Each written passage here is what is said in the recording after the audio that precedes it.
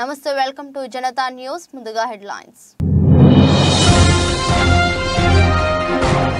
21 రాష్ట్రాలు కేంద్ర పాలిత ప్రాంతాలతో మొదటి దశ లోక్సభ ఎన్నికలకు నోటిఫికేషన్ విడుదల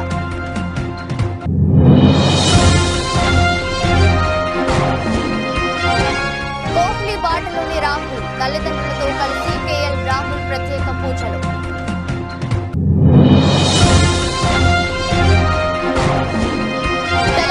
గవర్నర్ గా బాధ్యతలు స్వీకరించిన సిపి రాధాకృష్ణన్ ప్రమాణ స్వీకారోత్సవ కార్యక్రమంలో పాల్గొన్న సీఎం రేవంత్ రెడ్డి పలువురు మంత్రులు సిఎస్ శాంతికుమార్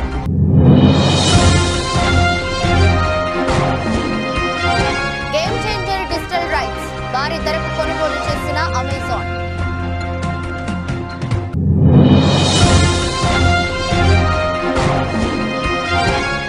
భారీగా నష్టపోయిన స్టాక్ మార్కెట్లు ఒక్కరోజే 5 లక్షల కోట్లు మటాష్ దేశవ్యాప్తంగా లోక్సభ ఎన్నికలకు 4 రాష్ట్రాల్లో అసెంబ్లీ ఎన్నికలకు ఇటీవల కేంద్ర ఎన్నికల సంఘం షెడ్యూల్ విడుదల చేసిన విషయం తెలిసిందే. మొత్తం 7 దశల్లో ఎన్నికల ప్రక్రియను పూర్తి చేసేందుకు షెడ్యూల్ ను అధికారులు విడుదల చేశారు. బుధవారం తొలి దశ ఎన్నికల ప్రక్రియ ప్రారంభమైంది. ఎన్నికల సంఘం నోటిఫికేషన్ విడుదల చేసింది. తొలి దశలో 21 రాష్ట్రాలు కేంద్ర పాలిత ప్రాంతాల్లో 102 స్థానాలను ఎన్నికలు జరగనున్నాయి. ఉత్తరప్రదేశ్, బీహార్, పశ్చిమ బెంగాల్, ఉత్తరాఖండ్, అరుణాచల్ ప్రదేశ్ సహా 21 రాష్ట్రాల్లో పోటీ చేసే అభ్యర్థులు బుధవారం నుంచి నామినేషన్ వేయనున్నారు.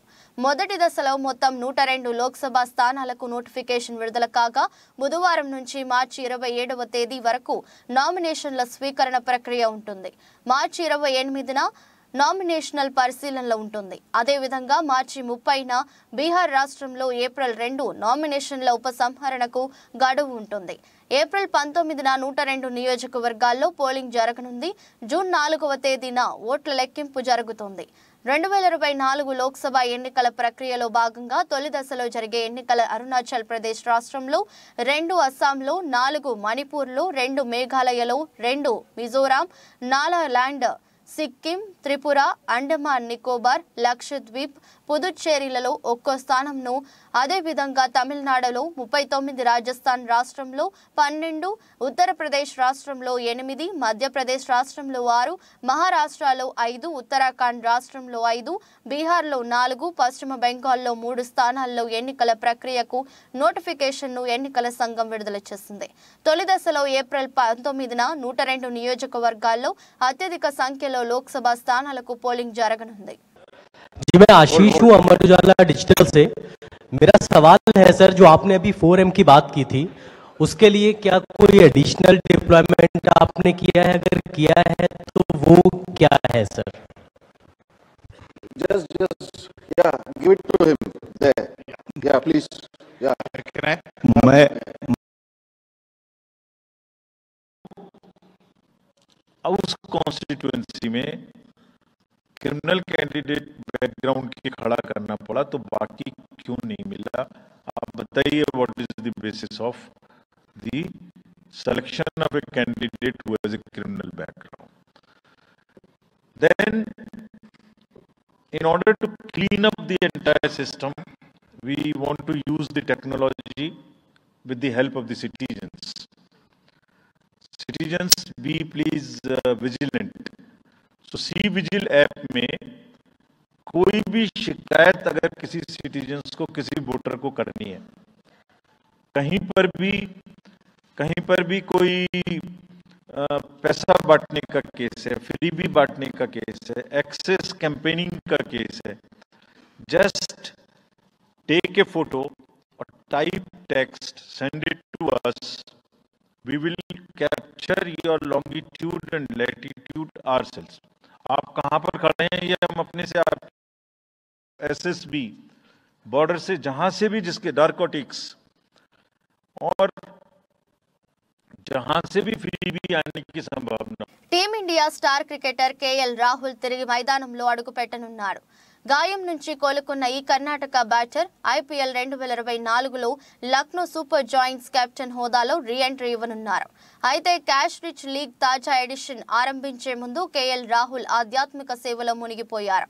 మధ్యప్రదేశ్లోని ఉజ్జయిని మహాకాళేశ్వర్ ఆలయాన్ని దర్శించుకున్నారు. తల్లిదండ్రులతో కలిసి బుధవారం ఉదయాన్నే గుడికి వెళ్లిన రాహుల్ భస్మహారతి తరువాత మహాదేవుడికి ప్రత్యేక పూజలు నిర్వహించి పండితుల ఆశీర్వచనాలు అందుకున్నారు. ఆ సమయంలో రాహుల్ భార్య అతియా శెట్టి మాత్రం కనిపించలేదు. గతంలో ఈ ఆలయాన్ని సందర్శించినప్పుడు ఆమె రాహుల్ వెంట ఉంది. కాగా గతేడాది ఆర్సీబీతో మ్యాచ్ సందర్భంగా గాయపడిన కేఎల్ రాహుల్ ఐపీఎల్ 2023 సీజన్లో కీలక మ్యాచ్లకు దూరమయ్యాడు. అతడి స్థానంలో లక్నో పగ్గాలు చేపట్టిన కృణాల్ పాండ్యా జట్టును ప్లే ఆఫ్స్ వరకు చేర్చిన కీలక పోరులో చేతులెత్తేశాడు. ఇదిలా ఉంటే తోడ కండరాల గాయానికి శస్త్రచికిత్స చేసుకున్న రాహుల్ టీమిండియా తరపున రీ-ఎంట్రీ ఇచ్చి సత్తా చాటాడు. వన్డే వరల్డ్ కప్ 2023లో వికెట్ కీపర్ గాను రాణించాడు. అయితే ఇటీవల స్వదేశంలో ఇంగ్లాండ్తో జరిగిన టెస్ట్ సిరీస్ సందర్భంగా గాయం మళ్లీ తిరగబెట్టింది. ఈ క్రమంలో కేవలం ఒక్క మ్యాచ్ ఆడి మిగిలిన 4 టెస్టులకు దూరమైన కేఎల్ రాహుల్ లండన్ వెళ్లి వైద్య నిపుణులను సంప్రదించాడు. అనంతరం జాతీయ క్రికెట్ అకాడమీలో పునరావాసం పొందిన అతడు ఫిట్నెస్ సాధించాడు.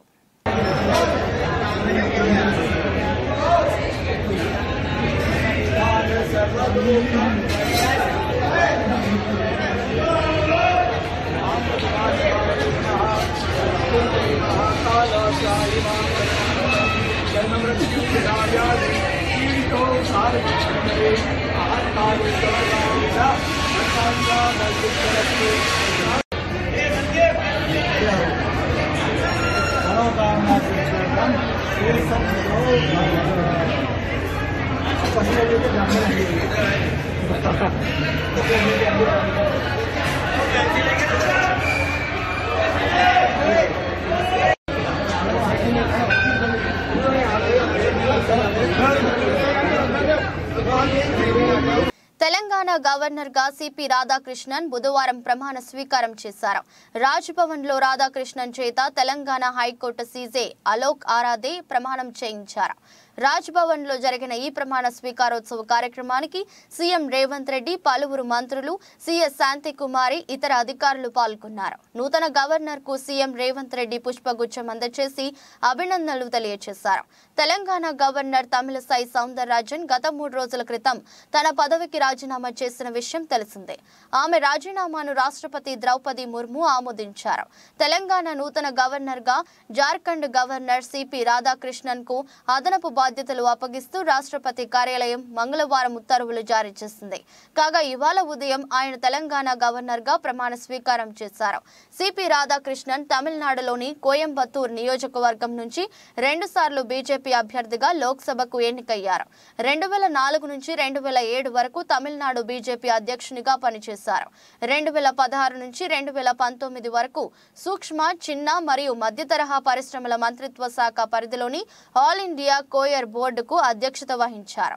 2023 ఫిబ్రవరిలో జార్ఖండ్ గవర్నర్ గా నియామకమయ్యారు.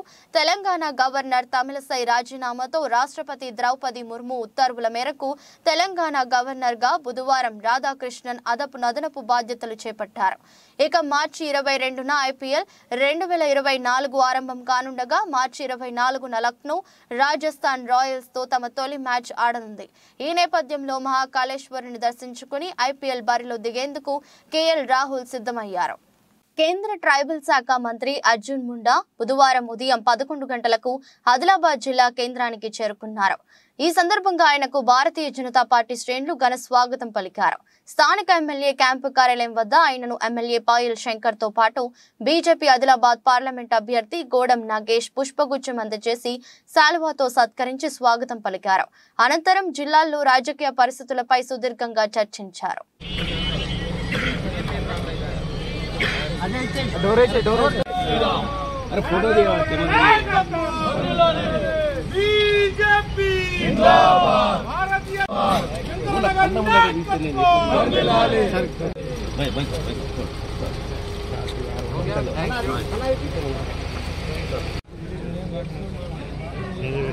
भारत माता की जय।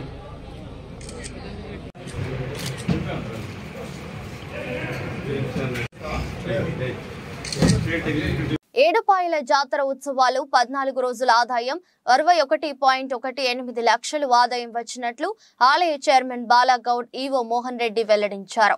సోమవారం జాతర హుండీ లెక్కింపు కార్యక్రమం రాజరాజేశ్వరి సేవా సమితి ఆధ్వర్యంలో గోకుల్ షెడ్ లో నిర్వహించగా దేవాదాయ ధర్మాదాయ శాఖ అసిస్టెంట్ కమిషనర్ శివరాజ్, ఇన్స్పెక్టర్ రంగారావుల పర్యవేక్షణలో లెక్కింపు కొనసాగింది. బంగారు, వెండి వస్తువుల మినహా హుండీ ఆదాయం నగదు రూపంలో 24.75 లక్షలు రాగా ప్రసాద విక్రయాల ద్వారా 25 లక్షల పైచిలకు, ప్రత్యేక దర్శనాల ద్వారా 9.95 లక్షల రూపాయలు, కేశకందనం ద్వారా 59,000, ఒడిబియ్యం ద్వారా 77,000 రాగా వివిధ విక్రయాలు, ప్రత్యేక దర్శనం, కేశకందనం, ప్రసాద విక్రయాల ద్వారా 36.42 లక్షల ఆదాయం వచ్చింది. ఈ కార్యక్రమంలో పాలక మండలి సభ్యులతో పాటు ఆలయ సిబ్బంది పాల్గొన్నారు. ఈ క్షేత్రంలో మహాశివరాత్రి ఉత్సవాలు ఈసారి తెలంగాణ రాష్ట్ర ప్రభుత్వం ఆధ్వర్యంలో గౌరవ ఎమ్మెల్యే శ్రీ మైనంపల్లి రోహిత్ గారి ఆధ్వర్యంలో ఈసారి అంగరంగ వైభవంగా నిర్వహించడం జరిగింది. దీనికి తెలంగాణ రాష్ట్ర ప్రభుత్వం మనకు 2 కోట్లు కేటాయించడం జరిగింది. డిస్ట్రిక్ట్ కలెక్టర్ ఆధ్వర్యంలో జిల్లా అధికారులు R&B, RWS, irrigation, PR, health department అన్ని డిపార్ట్మెంట్లకి ఈసారి ముఖ్యంగా మనకు శానిటేషన్ DPO సిబ్బంది చాలా చక్కగా పనిచేయడం జరిగింది. పోలీసు సిబ్బందికి చాలా చక్కగా పనిచేయడం జరిగింది. ఈసారి జాతరను అన్ని జాతరల కంటే అంగరంగ పోయినసారి కంటే ఈసారి చాలా పెద్ద ఎత్తున నిర్వహించడం జరిగింది. కాబట్టి అంగరంగ వైభవంగా అమ్మవారు జాతర ఊహించేది నిన్నటికి రథోత్సవం నిన్న ఊహించేది. ఈరోజు మనము 14 రోజులకు సంబంధించి ఉండి లెక్క పెట్టడం జరిగింది.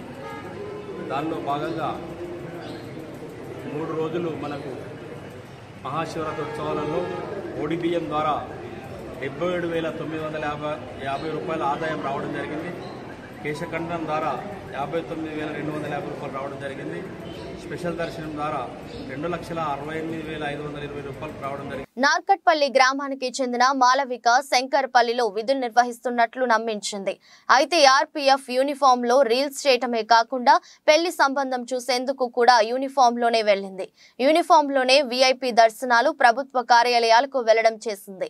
పెళ్లి సంబంధాల కోసం అబ్బాయి తరపు వాళ్లు అధికారులను సంప్రదించగా మోసం బయటపడింది. ఆర్పీఎఫ్ పోలీసులు మాలవికని అరెస్టు చేసి రిమాండ్ కు తరలించారు.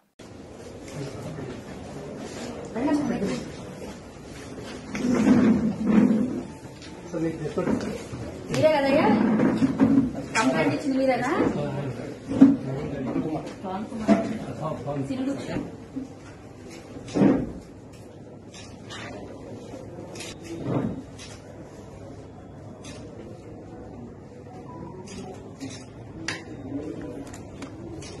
ఓకే. యమున అండ్ ఈ అమ్మాయి పేరేంటి? రమ్య. యామిని రాంబిల్లి మండలం కొత్తపట్నం గ్రామం నందు నియోజకవర్గ శాసనసభ్యులు యువి రమణమూర్తి, రాజు మరియు మాజీ DCCB chairman you Sukumar Teja సమక్షంలో మండల నాయకులు, సర్పంచ్ చోడుపల్లి వెంకటేశ్వర్లు, ఉప సర్పంచ్ చోడుపల్లి నూకరాజు ఆధ్వర్యంలో తెలుగుదేశం పార్టీ నుండి పెద్ద ఎత్తున నాయకులు, కార్యకర్తలు వైఎస్ఆర్సీపీ తీర్థం పుచ్చుకున్నారు. వైఎస్ఆర్ పార్టీ అధికారంలోకి వచ్చినట్టే నేను గడప గడపకు వచ్చినట్టు చూశాను. మీరు ఎవరు బుక్ చూసినా ఒక కుటుంబం తీసుకుంటే 5 లక్షల నుంచి 15 లక్షల రూపాయల దాకా ఒక కుటుంబం డబ్బులు వచ్చి ఆ బుక్ లో ఇంతమంది ఎప్పుడన్నా ఈ పేర్లు అలిగించారా? అమ్మఒడి కానీ, ఆసరా కానీ, చేయూత కానీ ఇవన్నీ ఎప్పుడు అలిగించారా? ఇవాళ మేము వైద్యం గురించి 25 లక్షల రూపాయలు కార్డు ఇస్తున్నాం. ఏ జబ్బు వచ్చినా సరే దాంతో 25 లక్షలతో మీరు బ్రహ్మాండంగా వైద్యం చేయించుకునే అవకాశం కూడా ఇవాళ కల్పించాం. అందువల్లమ్మా మీకు రేపు రాబోయే రోజుల్లో మీ మత్స్యకారులకి ప్రత్యేకంగా, ఎందుకంటే ఇంకా చాలా ప్యాకేజీలు మీకు రావాల్సినవి ఉన్నాయి, చాలా చేయవలసింది కూడా ఉంది. తప్పకుండా మరి మీ అందరూ సహకరించి మీ గ్రామంలో కూడా, ఎందుకంటే ఇవాళ ఓటు అన్నది చాలా విలువైంది. అందువల్ల చూసి తప్పకుండా మా ప్రభుత్వాన్ని సహకరించండి, మా జగన్మోహన్ రెడ్డి గారిని దీవించండి. తప్పకుండా మీ అధికారంలోకి వచ్చిన తర్వాత మీకు రావాల్సిన అన్నింటికి గురించి కూడా పోరాడి మిగిలిన అన్ని కూడా క్లియర్ చేస్తామని చెప్పి తెలియజేసుకుంటూ బొప్పాడిలో జరిగిన ప్రజాగలం సభ జన ప్రభంజనంలా చారిత్రాత్మకమైన సభలా జరిగింది.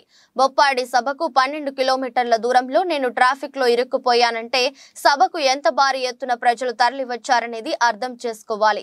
సభకు ఎటు సూచినా 15 కిలోమీటర్లు ట్రాఫిక్ ఆగిపోయిన పరిస్థితి నెలకొంది.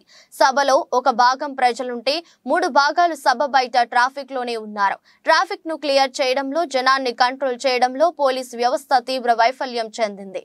పోలీస్ వ్యవస్థ కావాలని ట్రాఫిక్ సమస్యను సృష్టించారు.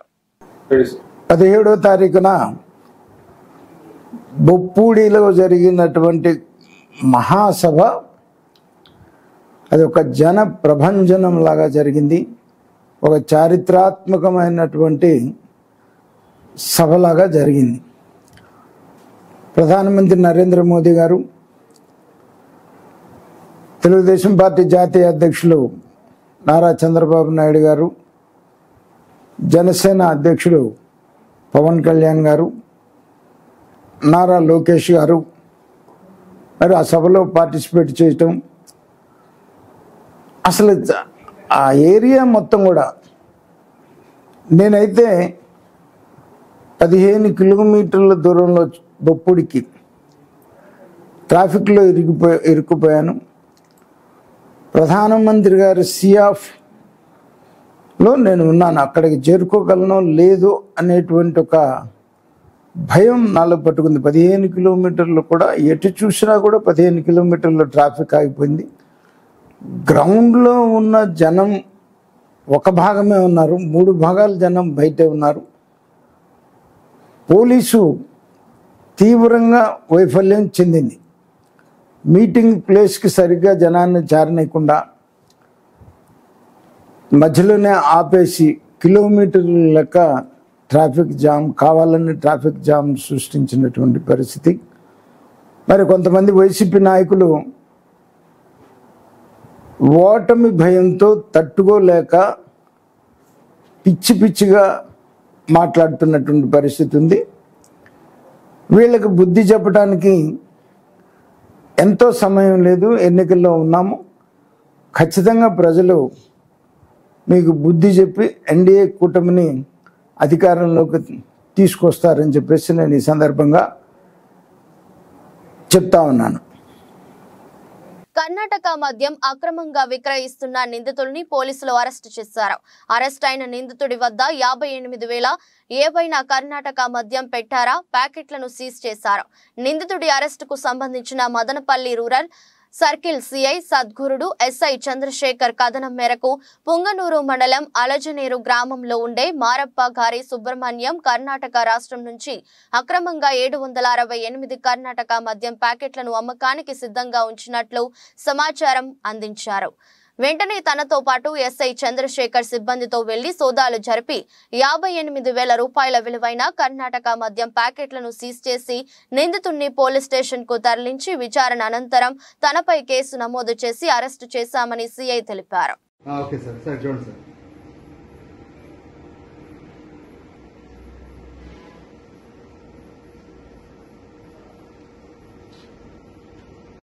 అధికారం పోయాక వినోద్ రావు ఇప్పుడు శుద్ధపూసలా మాట్లాడుతున్నాడని ప్రభుత్వ విప్ వేములవాడ ఎమ్మెల్యే ఆది శ్రీనివాస్ అన్నారు.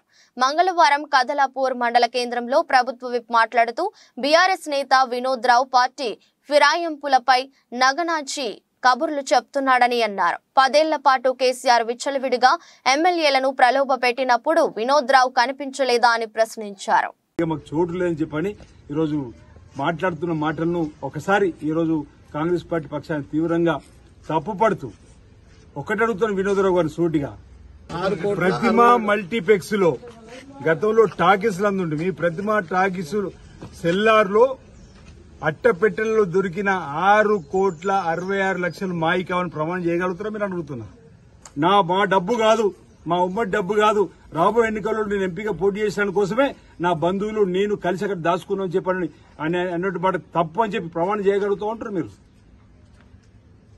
ఎన్నికల్లో డబ్బుతో గెలవాలని చెప్పినటువంటి మీకు ప్రజలు తగిన రీతిలో 100 రోజుల కింద బుద్ధి చెప్పారు. రాబో రోజులు కూడా తగిన రీతిలో మీకు బుద్ధి చెప్తారు.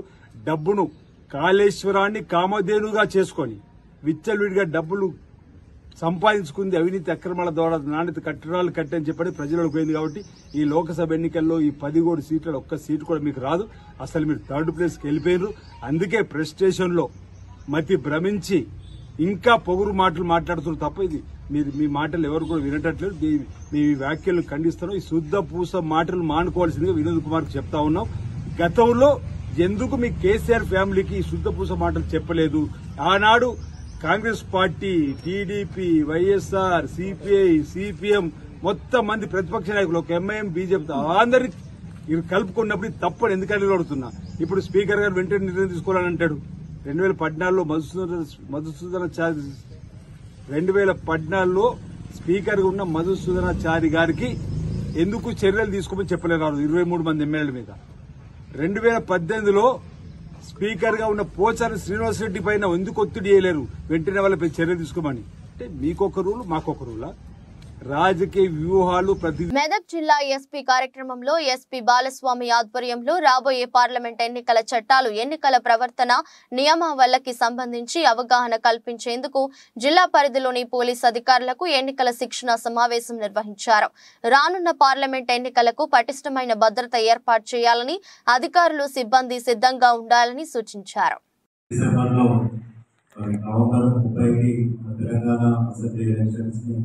విజయవంతంగా కంప్లీట్ చేయడం జరిగింది. తర్వాత ఇప్పుడు మనకు పార్లమెంట్ ఎలక్షన్స్ కోసం ఎలక్షన్ కమిషన్ 16th రోజు నోటిఫికేషన్ జారీ చేయడం జరిగింది. సో నోటిఫికేషన్ జారీ చేసిన ఇప్పుడే మనకు ఈ ఎంసీసీ కోడ్ అనేది అమల్లోకి వస్తుంది. కాబట్టి మనము ఎంసీసీకి సంబంధించినటువంటి ఎటువంటి వయలేషన్స్ ఉన్నా కానీ వాటి మీద యాక్షన్ తీసుకోవాల్సిన బాధ్యత మన పైన ఉంటుంది. సో మెయిన్గా ఎంసీసీ వయలేషన్స్ ఏవైతే ఉన్నాయో అవన్నీ కూడా మనము ఎన్ఫోర్స్ చేయాలి. So we are the enforcing agency. So దీనికి సంబంధించి మీరు లాస్ట్ అసెంబ్లీ ఎలక్షన్స్లో కూడా చాలా పకడ్బందీగా అందరూ మంచిగా పనిచేశారు. సో అదేవిధంగా ఈ పార్లమెంట్ ఎలక్షన్స్లో కూడా ఎటువంటి ఇన్సిడెంట్ జరగకుండా, ఎటువంటి వయలేషన్స్, ఎవరి మీద డిసిప్లినరీ యాక్షన్ రాకుండా మీరందరూ కూడా పనిచేయాలని నేను ఈ సందర్భంగా కోరుకుంటున్నాను. రెడ్డి కార్పొరేషన్ ఏర్పాటుతో పాలాభిషేకం. కాంగ్రెస్ ప్రభుత్వం రెడ్డి కార్పొరేషన్ ఏర్పాటు చేయడంతో రెడ్డి సంక్షేమ సంఘం నాయకులు బోధన్ పట్టణంలోని రైస్ మిల్ అసోసియేషన్ భవనంలో సీఎం రేవంత్ రెడ్డి, ఎమ్మెల్యే సుదర్శన్ రెడ్డి చిత్రపటాలకు పాలాభిషేకం చేశారు. బోధన్ పట్టణంలోని రైస్ మిల్ అసోసియేషన్ భవనంలో సంబరాలు చేసుకున్నారు. బోధన్ డివిజన్ రెడ్డి సంక్షేమ సంఘం ఆధ్వర్యంలో ముఖ్యమంత్రి రేవంత్ రెడ్డి, మాజీ మంత్రి ఎమ్మెల్యే సుదర్శన్ రెడ్డిలకు ధన్యవాదాలు తెలిపారు. ఈ సందర్భంగా రెడ్డి సంక్షేమ సంఘం ప్రతినిధులు మాట్లాడుతూ ఈ కార్యక్రమంలో రెడ్డి సంక్షేమ సంఘం అధ్యక్షుడు తిరుమల్ రెడ్డి, కౌన్సిలర్ శరత్ రెడ్డి, గోపాల్ రెడ్డి, విఠల్ రెడ్డి, శ్రీనివాస్ రెడ్డి, సంజీవ్ రెడ్డి, రవీందర్ రెడ్డి, నరేందర్ రెడ్డి తదితరులు పాల్గొన్నారు. మొన్నటి ఎన్నికల షెడ్యూల్ కంటే కొద్ది రోజుల ముందు మన రాష్ట్ర ప్రభుత్వం తరపున గౌరవనీయ ముఖ్యమంత్రి రేవంత్ రెడ్డి గారు వివిధ కులాలకు కార్పొరేషన్లు ప్రకటన చేయడం జరిగింది. అందులో రెడ్డి కార్పొరేషన్ కూడా ఏర్పాటు చేస్తున్నామని చెప్పినందుకు మా రెడ్డి సంఘం బోధన్ డివిజన్ తరపున, బోధన్ కాన్స్టిట్యున్సీ తరపున ముఖ్యమంత్రి గారికి, అట్లాగే స్థానిక ఎమ్మెల్యే అయినటువంటి మాజీ మంత్రి అయినటువంటి సుదర్శన్ రెడ్డి గారికి అభినందనలు తెలియజేస్తున్నాం. గతంలో ఎస్సీ, ఎస్టీ, బీసీ కార్పొరేషన్స్ ఉంటుండే, దానికి బదులుగా వివిధ కులాలకు కూడా కార్పొరేషన్లు ప్రకటన చేద్దామని చెప్పేసి, అమలు చేద్దామని చెప్పేసి నిర్ణయం తీసుకున్నందుకు ప్రభుత్వానికి, రేవంత్ రెడ్డి గారికి అభినందనలు తెలియజేస్తున్నాం. దాదాపుగా ఈ కార్పొరేషన్ ఏర్పాటు చేసినట్టయితే బాగుంటుండే అని గతంలో కూడా ప్రభుత్వానికి మన సంఘాలు ఏదైతే విజ్ఞప్తి చేసినప్పుడు కేవలం ప్రకటన చేసి ఇచ్చిపెట్టిండు కానీ అమలు చేసేటటువంటి పరిస్థితి రాలేదు. కానీ ప్రస్తుతం ప్రకటనలు జీవోల రూపంలో కూడా బయటకు వచ్చిన సందర్భము గత 4-5 రోజుల నుంచి మనం చూస్తున్నాం. అయితే ఈ కార్పొరేషన్ ద్వారా మనకు జరిగేటటువంటి లబ్ధి ఏంటంటే, మన ఏదైతే రెడ్డిలలో దాదాపుగా ఒక 30% బీద వాళ్ళు ఉన్నారు, బిలో పావర్టీ లైన్, పేదరికంలో ఉన్నటువంటి వాళ్ళు ఉన్నారు. వాళ్లకు చదువులకు చాలా ఇబ్బందులు అవుతున్నాయి. కూలీ చేసి పావుడ పని చేసుకొని బతికేటటువంటి కుటుంబాలు అనేకం ఉన్నాయి. ఉదాహరణకు మా ఊళ్ళోనే 30 కుటుంబాలు ఉంటే 5 కుటుంబాలకు గుంట భూమి కూడా లేదు. ఒక 5 కుటుంబాలకు ఎకరం లోపల ఉన్నది. అంటే సుమారుగా 30% బిలో పావర్టీ లైన్లో ఉన్నారు. వాళ్ళ పిల్లలకు భవిష్యత్తులో ఈ కార్పొరేషన్ ద్వారా భవిష్యత్తులో చదువుకోవడానికి, ఉన్నత స్థాయికి చేరడానికి ఈ కార్పొరేషన్కి ప్రభుత్వము ఫైనాన్షియల్గా అసిస్ట్ చేస్తే దాని నుంచి ఈ కార్పొరేషన్ ద్వారా మా రెడ్డి సంఘము ఆ బీద పిల్లలకు సాయం చేసేటటువంటి సందర్భం కనిపిస్తుంది కాబట్టి ఈ కార్పొరేషన్ చేసినందుకు ప్రభుత్వానికి అభినందనలు తెలియజేస్తున్నాం. జై తెలంగాణ, జై రెడ్డి సంఘం. గేమ్ చేంజర్ సినిమా కోసం అభిమానులు ఎంతగానో ఎదురు చూస్తున్నారు. దిల్ రాజు నిర్మాణంలో శంకర్ దర్శకత్వంలో 3 ఏళ్ల క్రితం సినిమా ప్రకటించినా ఇప్పటికీ దాని నుంచి సరైన అప్డేట్ ఇవ్వట్లేదు. త్వరలో చరణ్ పుట్టినరోజుకి ఈ సినిమా నుంచి ఓ సాంగ్ రిలీజ్ చేస్తారని తమన్ తెలిపాడు. దీంతో అభిమానులు ఆ సాంగ్ కోసం ఎదురు చూస్తున్నారు. గేమ్ చేంజర్ సినిమా షూటింగ్ శరవేగంగా జరుగుతుంది. నిన్నటి వరకు వైజాగ్లో షూట్ జరగడంతో కొన్ని ఫోటోలు, వీడియోలు లీక్ అయి వైరల్ అయ్యాయి. ఇక నిన్న ముంబైలో జరిగిన అమెజాన్ ఈవెంట్లో దిల్ రాజు పాల్గొన్నారు. గేమ్ చేంజర్ సినిమా అమెజాన్లోకి రాబోతుందని ప్రకటించారు. సినిమా రిలీజ్ అయిన తర్వాత గేమ్ చేంజర్ అమెజాన్ ప్రైమ్ ఓటీటీలోకి రానుందని, అయితే అమెజాన్ గేమ్ చేంజర్ సినిమా అన్ని భాషల్లో కలిపి డిజిటల్ రైట్స్ ని ఏకంగా 110 కోట్లకు కొన్నారని టాక్ వినిపిస్తుంది. దీంతో మరి ఇంత భారీ రేటుకు కొన్నారా అని అంత ఆశ్చర్యపోతున్నారు. అయితే దీనిపై ఎలాంటి అధికారిక ప్రకటన రాలేదు. 110 కోట్లకు డిజిటల్ రైట్స్ అంటే అది చాలా ఎక్కువ మొత్తం. బడ్జెట్ లో కూడా సగం రిలీజ్ అవ్వకుండా వచ్చేసినట్టే. ఇక గేమ్ చేంజర్ సినిమా ఓ ఐఏఎస్ ఆఫీసర్ కి అవినీతి రాజకీయ నాయకులకు మధ్య ఒక జరిగే కథ అని తెలుస్తుంది. గేమ్ చేంజర్ సినిమా ఎప్పుడు రిలీజ్ చేస్తారో చెప్పలేదు, కానీ సెప్టెంబర్ లేదా డిసెంబర్లో రిలీజ్ అయ్యే అవకాశం ఉందని తెలిపారు. దేశీయ స్టాక్ మార్కెట్లు కుప్పకూలాయి. 17 ఏండ్ల తర్వాత తొలిసారిగా జపాన్ సెంట్రల్ బ్యాంక్ వడ్డీ రేట్లను పెంచడంతో అంతర్జాతీయ మార్కెట్లలో ఒక్కసారి అలజడి రేపింది. జపాన్ ఆర్థిక వ్యవస్థ కూడా కుంటుపడుతున్నదని వచ్చిన సంకేతాలు మదుపరులను అమ్మకాల వైపు నడిపించాయి. గ్లోబల్ మార్కెట్లకు తోడు దేశీయ సూచీలు కూడా అదే బాట పట్టాయి. నష్టాల్లో ప్రారంభమైన సూచీలు చివరి వరకు ఇదే ట్రెండ్ను కొనసాగించాయి. అంతర్జాతీయ మార్కెట్లకు తోడు బ్లూ చిప్ సంస్థల షేర్లు తీవ్ర ఒత్తిడికి గురి కావడం కూడా పతనానికి ఆజ్యం పోశాయి. ఇంట్రాడేలో 800 పాయింట్లకు పైగా నష్టపోయిన 30 షేర్ల ఇండెక్స్ సూచీ సెన్సెక్స్ ఒక దశలో 72,000 దిగువకు పడిపోయింది. చివర్లో ఈ భారీ నష్టాలను తగ్గించుకోగలిగింది. మార్కెట్ ముగిసే సమయానికి 736.37 పాయింట్లు లేదా 1.01% నష్టపోయి 72,012.5 వద్ద ముగిశాయి. మరో సూచీ నిఫ్టీ కూడా 238.25 పాయింట్లు కోల్పోయి తన కీలక స్థాయి 22,000 దిగువకు 21,817.45 వద్ద ముగిసింది. ఈ వారంలోనే అమెరికా ఫెడరల్ రిజర్వ్ వడ్డీ రేట్లపై నిర్ణయం తీసుకోనుండటం కూడా మదుపరులు వేచి చూసే ధోరణికి అవలంబిస్తున్నారు. స్టాక్ మార్కెట్ల భారీ నష్టాలతో లక్షల కోట్ల మదుపరుల సంపద హారతి కర్పూరంలా కరిగిపోయింది. దీంతో బీఎస్ఈలో లైస్టెన్ సంస్థల మార్కెట్ విలువ 4,46,777.98 కోట్లు కోల్పోయి 3,73,92,545.45 కోట్లకు పరిమితమైంది.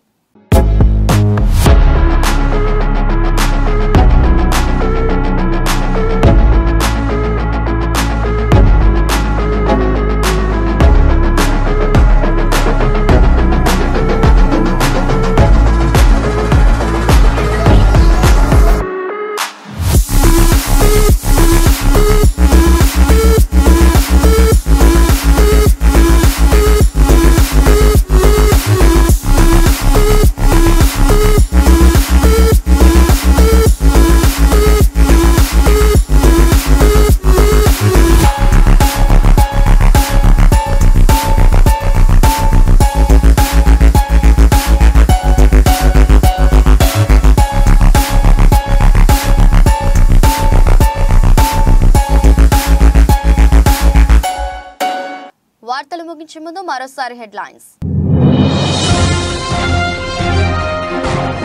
21 రాష్ట్రాలు కేంద్రపాలిత ప్రాంతాలతో మొదటి దశ లోక్సభ ఎన్నికలకు నోటిఫికేషన్ విడుదల.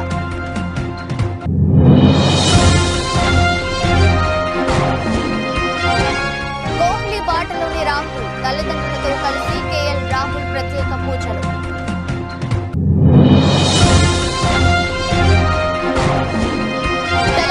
గవర్నర్ గా బాధ్యతలు స్వీకరించిన సిపి రాధాకృష్ణన్. ప్రమాణ స్వీకారోత్సవ కార్యక్రమంలో పాల్గొన్న సీఎం రేవంత్ రెడ్డి, పలువురు మంత్రులు, సిఎస్ శాంతికుమారి.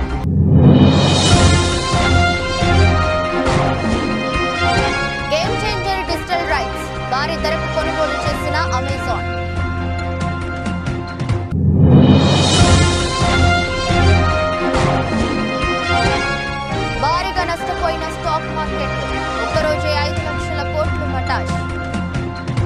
ఇద్దరు బులెటిన్ మరో బులెటిన్లో మళ్ళీ కలుద్దాం. అంతవరకు సెలవు. నమస్కారం.